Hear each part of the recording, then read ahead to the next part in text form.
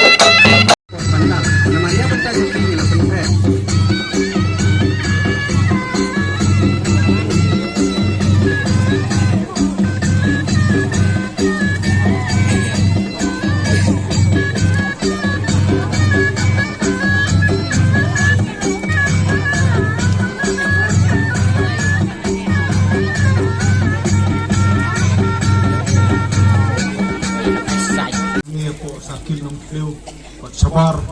jongka derian nong tliu ki long kbi ki long pa ki long kni ki samla ki kun hep orit baro masuman ai kubli ya pi terting jong ajak lu no trap hi bro kuwi dap da jing so kumen boleh dur katlang mat pi ha ni kopor ban pet dan ban sakhi ya kajing ipu iping ka aingu aidem ka rukumsan akan dikasih bat isu sarong bakal kum gejap riuh nyutret jongi hidang don laka jong kangu kadem hariti dustur hariam kabej kepakerpang bat kebajanai hakiliang baro hakibok keduriang ru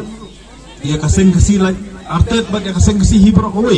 ia kebapinang roy parum pare ia kebapinang la ban penang ipu iping ia ka Syam suk mensim hakipor bat kisnam baro pendiat sikentin arkentin bakanomlong teli lesi kenika lempung kenika por ka benta maskwa bankan kendem baka kamram jong gono kaniam kalong ban penbha yau kun penriu hakenik slapti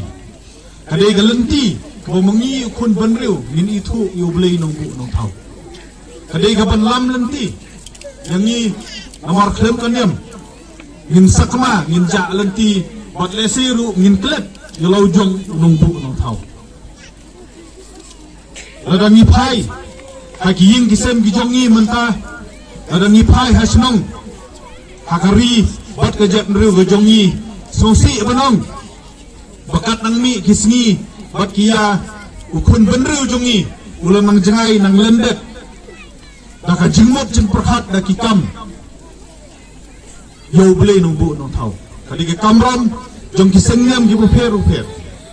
Pen kenau yo kun penriu. Wadu beli wala tau wala bu yangi. Bat kadi ke kamram ke jongi ban but renti. Ya ke ei kepala unungbu nong tau upta yangi. Ini kasih lalat. Siapa? Betul. Kirang telepon.